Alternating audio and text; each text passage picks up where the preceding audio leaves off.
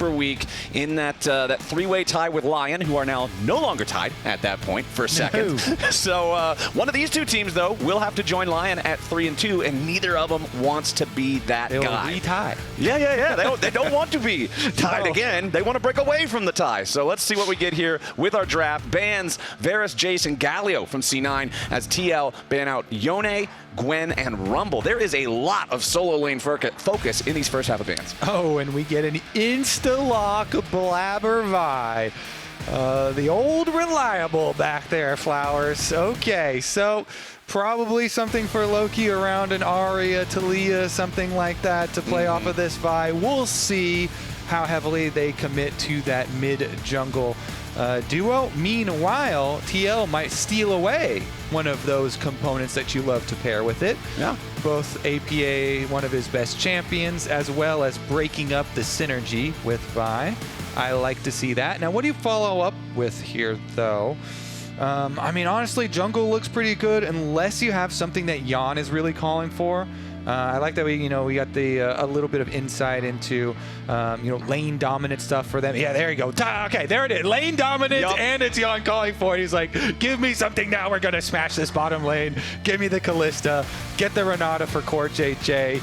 And in response to try and stay safe there for Zven, he locks in his Ezreal. I feel like Kalista has a very common spot on first round ban lists, and so when she's not banned away, I generally just always expect to see it locked in pretty fast. The Renata, you called it. This is like her best buddy in lane. The combo is absolutely dirty, but they'll be going up against an Ezreal on the other side, piloted by Zven. Do they ban like the Karma and Nico type of like poke champions for support for their bottom side of the map now here too?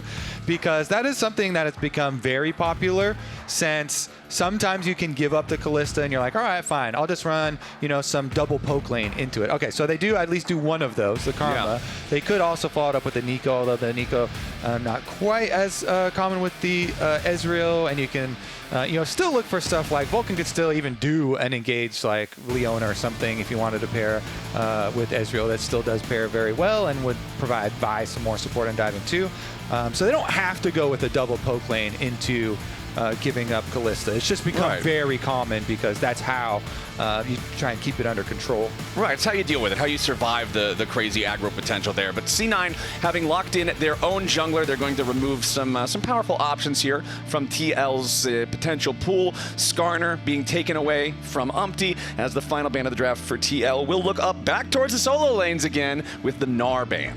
Yeah, Thanatos has a very, very strong preference for only a few champions in top lane, and Gnar is up there at the pinnacle, so they're just trying to take away that versatile champ. Since Gnar plays so well into so many things, especially with what Impact plays, so they don't really want to have to deal with that. And of course, the Jace and the now Renekton too have also been banned, so a lot of Thanatos' most favorite champions are banned, along with the Gwen. So I'd like to see this. And TL, what are we going to do here? I would assume they're going to save the counter pick, of course, for Impact. He's just trying to get in your head. Yeah. Hey, I could. Like, what if I slam Mordekaiser I could slam a Mordekaiser on you. Maybe think about that for later. I could do a Warwick top lane with barrier. Huh? Yeah, maybe just get a little bit spicy. Think about that, buddy. Think about those hovers. Well, if you want something the opposite of spicy, how about some Xin Zhao? Yeah, I mean, Xin Zhao, like I said, it's like #1 or maybe #2 most popular jungler on the patch, plus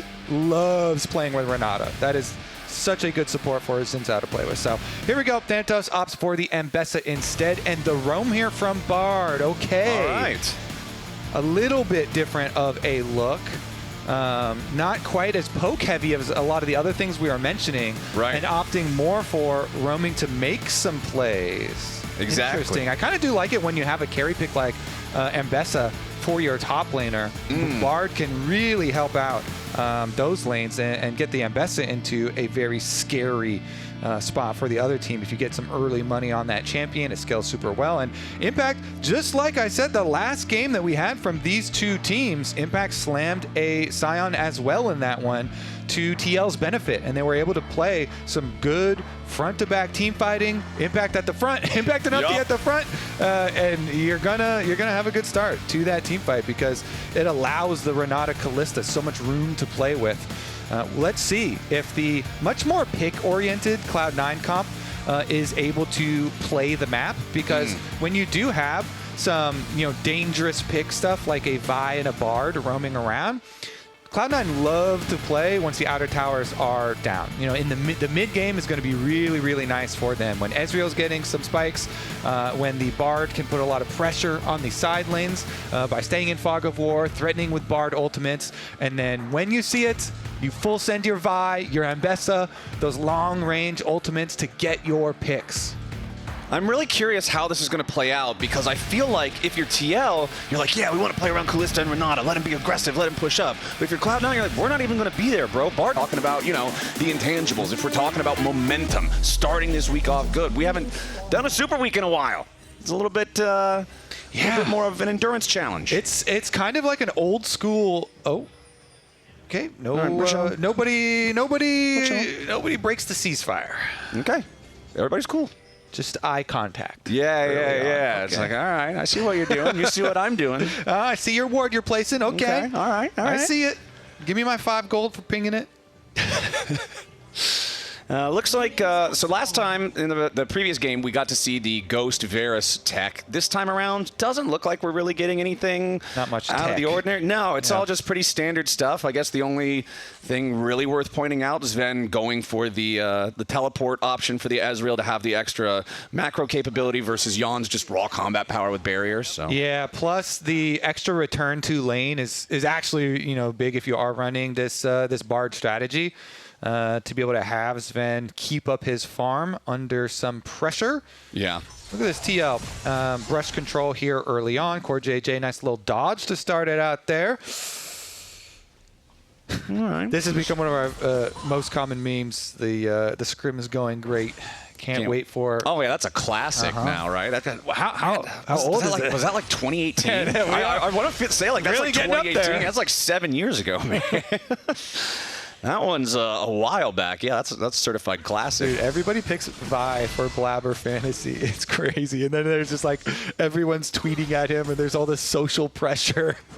Try and get your fantasy points. People take it seriously, man. They want to make sure they're getting all those multipliers. I didn't think I was going to take fantasy seriously, but I'm competitive at anything. So if I'm in it, of course I'm going to try and win and take it serious. I remember when I was talking to Jat last weekend, he was talking about how, I just left everything from week 1 the same for week 2, and I'm just going to hope that they all play the same stuff. Yeah. I'm like, honestly, I feel like there's some viability in that. I did, but only because you can't change the pick past 9 a.m. on the first day. But just going to have some standard clears here at Flowers, so not a lot of exciting stuff going to happen early on. After your full clears for your junglers, and of course your Renata Kalista pushing in on the bottom side.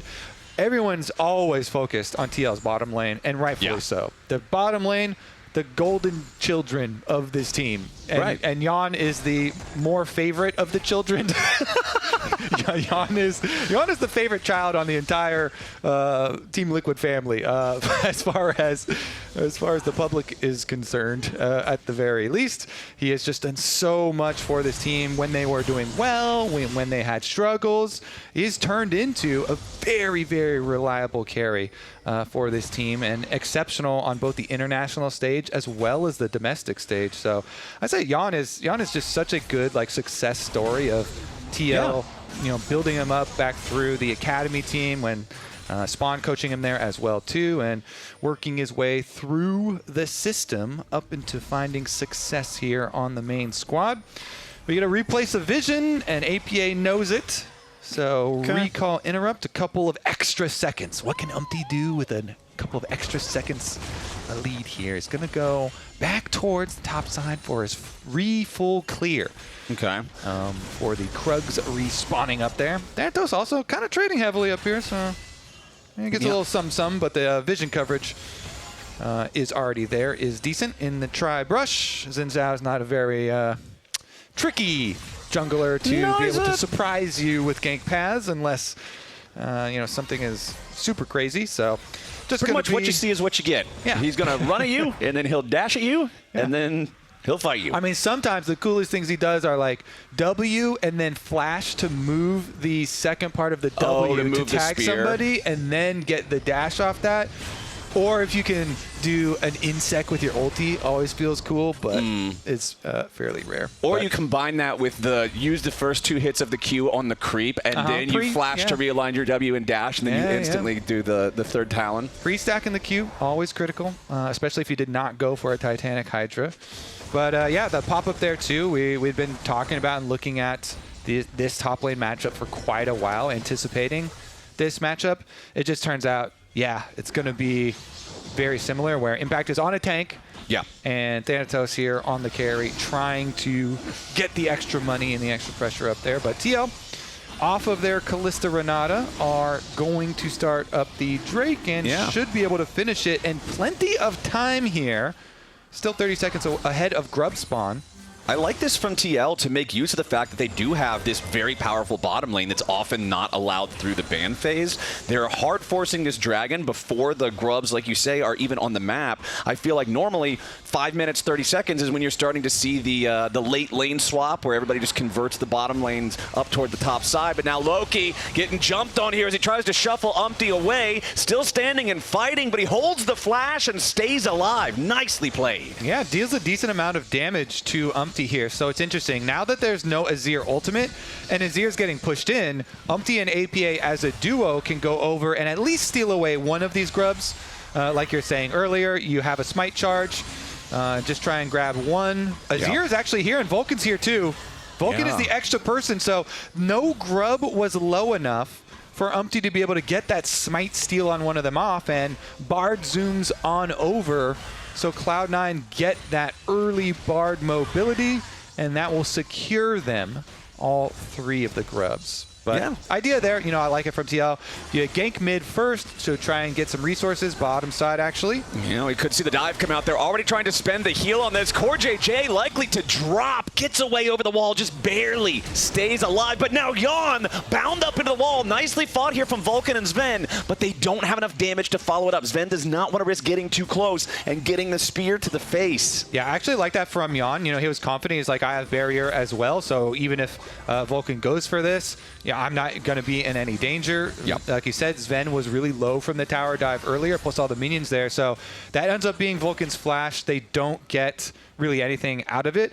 But nicely played from Zven under tower, you know, utilizing that Ezreal mobility, also dodging away from Core, who, like you said, with the heating up of that tower, was close to giving over an extra death there in the attempted tower dive, but nobody does. Yeah. Nothing hits the scoreboard, Flowers. So we're still 0-0, man. 8 minutes into the game. Yeah. Supports both flashing, though, so maybe supports will be targets, especially junglers love going after these types of supports. They're both fairly squishy early on, and without the flashes will be a bit vulnerable. Vi ultimate is there for Blaber, so definitely a possibility for him to follow up.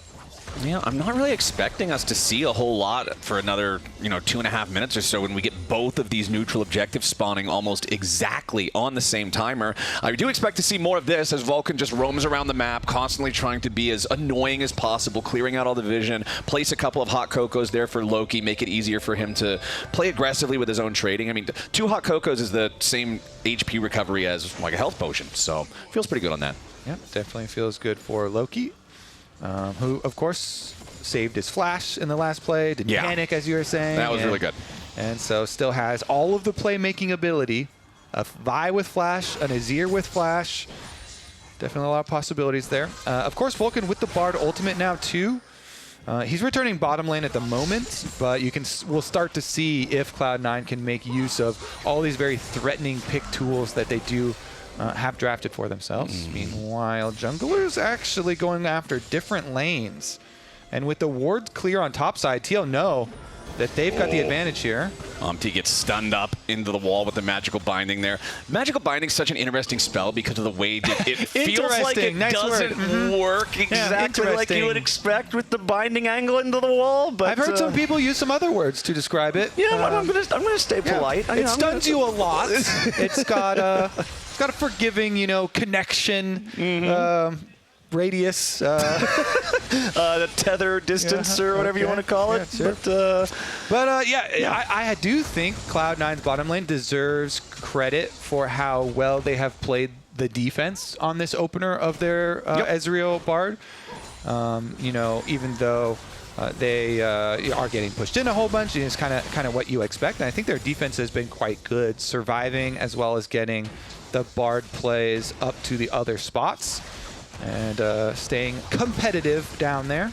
Yeah, I mean, obviously they are still down in gold. They're down like a couple of waves of farm, but it's still only a 250 gold lead for the Kalista. But then everywhere else on the map, not quite as big of leads, but still leads the other way for Cloud9. Yeah. And it's kind of what you're thinking. When you're drafting this into the Kalista Renata, you're giving over to, by the way, the most lane-dominant duo in the entire league, Yeon and CoreJJ. You're thinking, oh, this is pretty scary, so you got to be careful there. And Zven has been stacking his cull. Avoid the death at the very least. I will say, that TL bottom lane, they have just straight up 2-on-2 killed a lot of people. So they avoided certain death there. Void grubs are up, though, Flowers. All right. We've got our grubs up. The dragon's going to spawn here in just a couple of seconds as well. Team Liquid took that first one. C9 getting all 3 of that first set of grubs. But it looks like TL probably more concerned about the grubs here this time, as C9 will already start up the Drake themselves. Blaber dashing over the wall there with a Vault Breaker to guarantee they have total control over this pit. Nobody from TL is really in the neighborhood. Core and Yeon are going to walk up now. They're so late. Blaber should be able to secure this very easily. Yeah, it's just a Vault Breaker and a Magical Journey over the wall, and Core and Yeon just feels like they're wasting their time. And it's not like they didn't know. There's a Team Liquid ward right there inside, watching the whole thing happen. And so they did waste a decent. Yeah, I agree with that frog. When you're spending time, just walking over, kind of watching it, you never want to walk and just watch stuff in League. Yeah, you can't be walking around on your phone in game. Stuff. Yeah. Got to get involved. Blaber, though. Blaber's doing stuff, but not the kind of stuff that he wants. Umti working together with Yeon and Core here to find the enemy jungler, and Blaber will not survive. He tried to flash to escape there at the very end, but there was enough damage from Yeon, and that's first blood 12 minutes into the game. Rend him up. That was very nice. Even though TL did prior waste a bit of time walking towards Dragon, Umti then kind of used that as like, route over to camp for Blaber coming back to his camps. So sneaky stuff there, waiting in the brush for him, and a good combination from CoreJJ.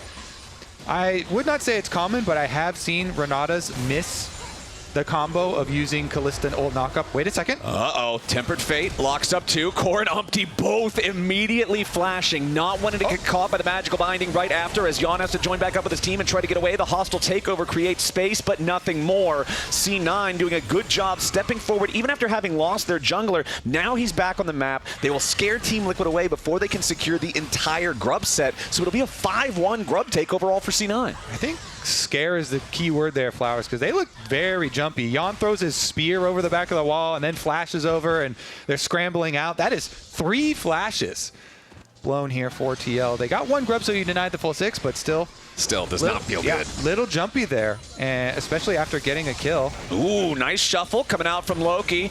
Needs a little bit more damage here to kill off APA, but shouldn't struggle to find it. APA just trying to buy as much time as he can, but C9 tying up the game. Cloud9. Interesting stuff here. It's looking pretty good. Of course, our big focus was going to be on how many picks can they get later. Right. Bard. That's roam, 1. Bard. Yeah. Good. Keep going there. All right. They were on the receiving end of one with Blaber, walking through, unbeknownst to him in the jungle, getting jumped on, but they get one right back there. Meanwhile, with the 5 grubs, you don't need the full 6 to still have a lot of pushing power. So getting these outer towers down, the goal for Cloud9, the goal from Champion Select, is made that much easier for them to do. And then we'll start to see if they can really bring the full power here of roaming around, Bard forcing people's flashes, Vi following up. There's a ward in Tri-Brush, so Yeon and CoreJJ know that they've got the extra members here, and they call the rest of Team Liquid. There's always the possibility of APA Taliyah wall coming down for a counterplay. Yeah. So you do have to be a little careful when you're Cloud9 going for some of these side lane trailing moves that Vulcan's been going for. Well, Team Liquid trying to move into enemy territory here. Plays down some wards, see if they can figure out what C9 is up to, but C9's not giving them a whole lot to work with. I think it's also interesting, the stats that just popped up on the screen, it's 1 plate to 2 over the course of the entire 14-minute early game. This has been a very, very slow game between these two. It's Tempered Fate, another nice 2-man hit coming out from Vulcan, but now the Weaver's Wall to try to defend as Team Liquid wants to make their exit, but a beautiful binding onto 2. Yeon and APA are both just collapsing as Umti tries to defend, but he's still just hobbling away from the fight. Impact arrives, but it's way too late to do anything. The feat of warfare is claimed as C9 pick up 2 for nothing, and they might just look to get some more. Umti's only got 50 HP remaining, and Impact won't be able to protect him for long. Thanatos takes the first kill, and another one goes over to Blaber. C9 are murdering these guys. Flowers. Yes. How many picks now? Because the Bard ultimate on a fistful of picks. 2 champions that Vulcan was the one to blow their flashes. So Vulcan, earlier at the Grubs, he blows both Yeon and CoreJJ's flashes, and then he's able to hit with the Bard ult. As they arrive, the Taliyah combo was mistimed on Thanatos, so Thanatos rips him a new one, and after that, it's a scramble. Like, of course, they're just trying to survive, running for their towers. Only CoreJJ escapes, though. That was just... That was the most... Exactly. That was the most brutal version of the picks that we had been talking about that this comp is capable of. That right there was the most painful, most brutal, because TL's advantage with their side is, oh, we've got the Sion. You know, we want to play front to back. Our 5-on-5 is good.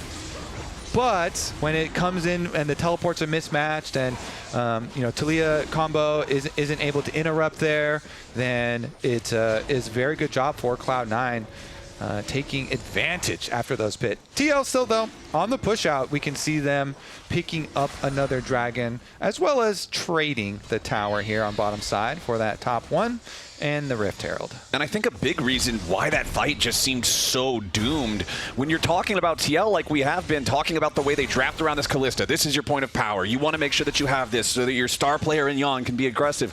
I don't think that Kalista got to throw a single spear in that previous fight. I don't think he got a single auto attack off because of how well coordinated that engage was, like you're talking about. And if C9 can keep finding those angles and Team Liquid's just constantly having to try to scramble to get away from this Bard, I just don't see how they're going to figure this out. It's a 4,000 gold deficit now from what was just, what, 500, 600 before the big Bard play? Yeah, because Cloud9, well, wait a second here. Umti, it is still a little dangerous. Okay, Blaber.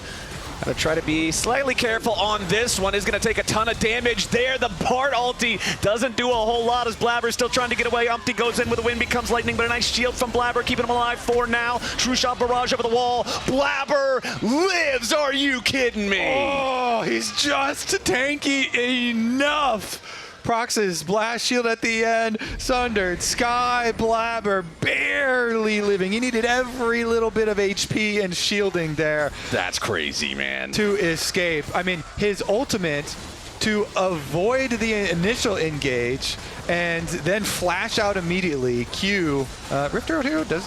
All right, Rift Herald is down. Okay, yeah, not the greatest. But Blaber survived. But, yeah, Cloud9 Rift Herald down, but Blaber lived.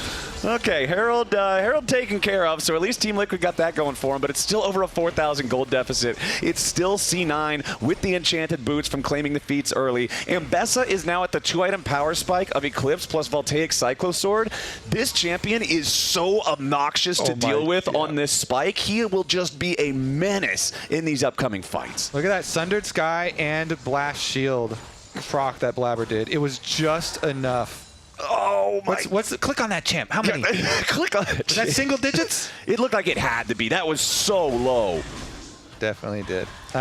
Anyways, more invades. Okay. Ooh, APA manages to steal away the red buff, so a minor win there for Team Liquid. We'll take that. They want to maintain some form of control here on the Rift. They don't want to just continue to allow C9 to roam around and make these picks, because I feel like this C9 comp, Kobe, if they get to the point where you were talking about back in draft, where Cloud9 likes to play this mid-game stage where the tier 1 turrets are down, they're in your jungle, they're setting up picks, they're finding them, like that is so scary if they're doing it from a point of a really powerful gold lead. 100%, and it's always the first step is to blow these flashes. You know, last time it was blow 3 flashes at the grub fight and then get a bunch of kills later in the second attempt at picks.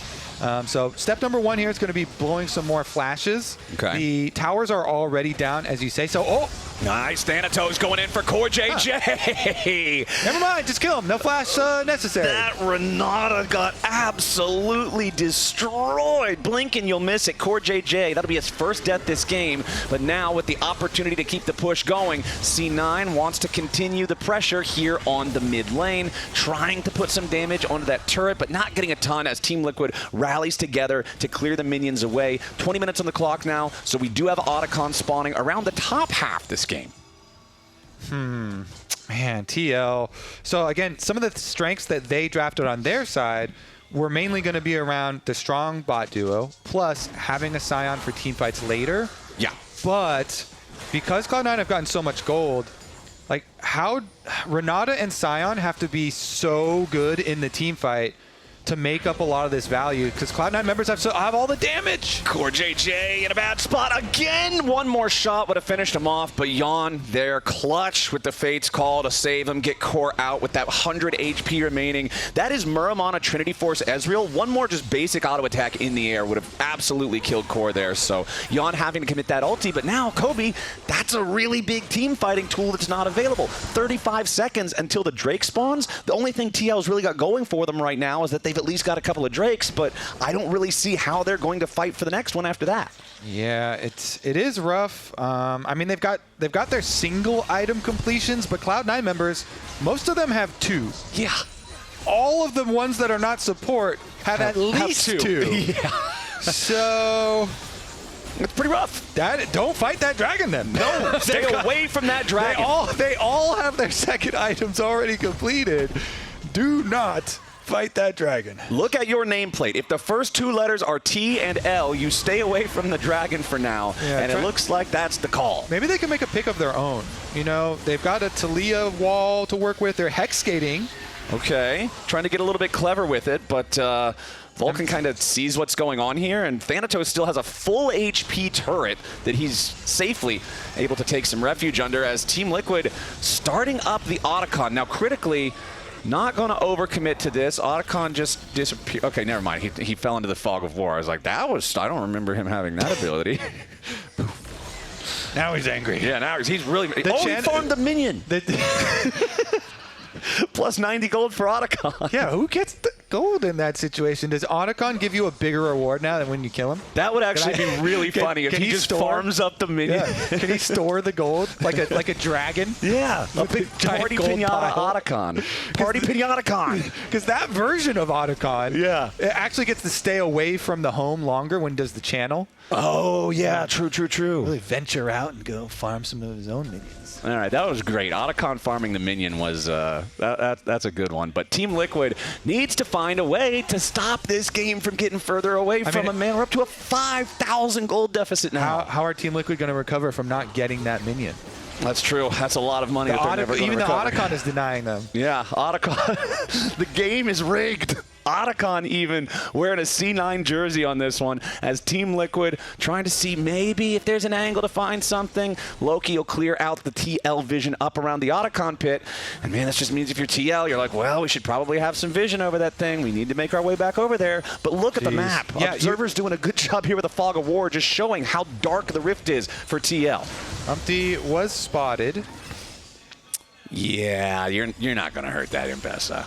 Not like that. I actually think that even if they manage to jump on him and hit him with a seismic shove, they don't kill him. Like the amount of shielding and everything is just way out of control. As now Blaber and Loki starting up the Otacon as Zven needs to try to escape Team Liquid back over here in the mid lane. The wind becomes lightning, does not connect. Team Liquid is hoofing it up here to try to bring everybody to the battle. A nice true shot barrage from Zven, chunking a third of the HP from both bottom laners of TL, dissuades them from walking up any further and secures the Otacon for C9.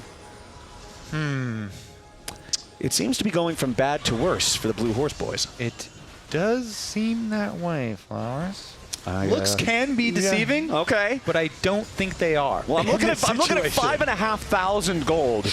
And I've played a lot of League of Legends, and usually that's not the best situation. And they've got Otacon, the int buff, so they've got Bard can turn off towers. They all have revivals. You can just full send at any given time. Public execution from Thanatos going in after Impact. Forces him to flash. He wanted to use the ulti to make more distance, but it's immediately interrupted. Hostile takeover. Going to find 3 there. End up doing a lot of damage to Blaber with that one, who will spin the flash to get away from the counterpunch of TL. Even if he does have the int buff, he doesn't want to int it just yet. Yeah.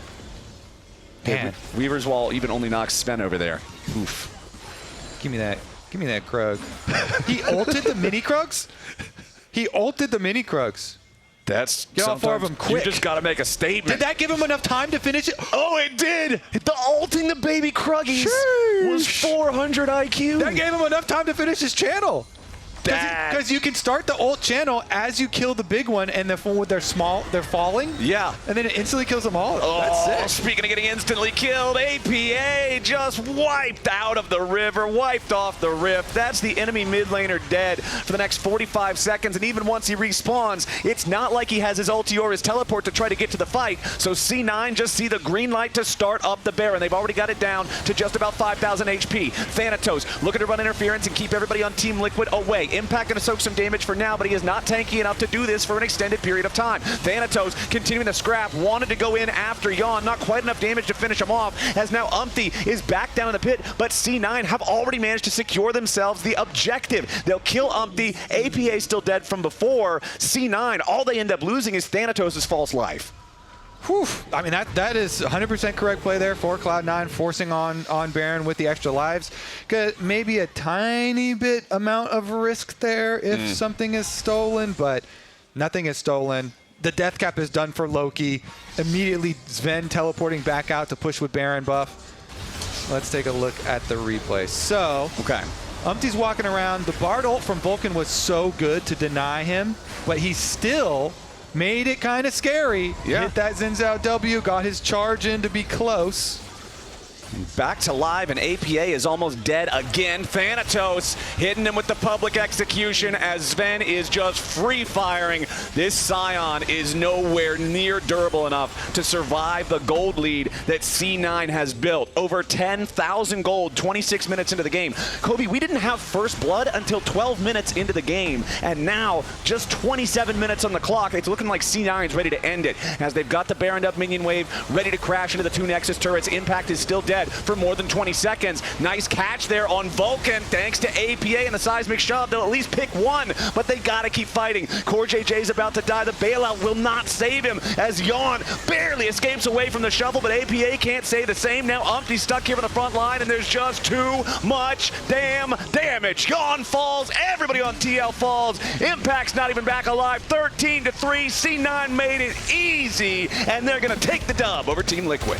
Nice snipe there from Zven at the end to get the straggler. CoreJJ, holy moly, Cloud9 worked quick. That was a beautiful execution of a comp that had a lot of pick tools, blowing the flashes at the objectives first, then going for those targets.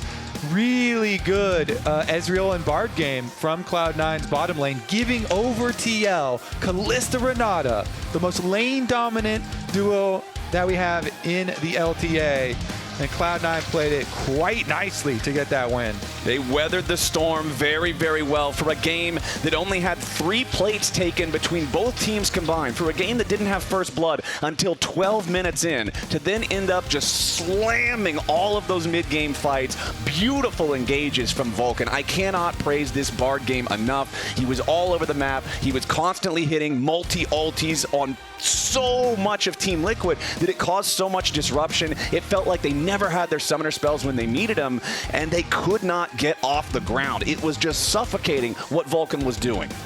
Yep, definitely was. And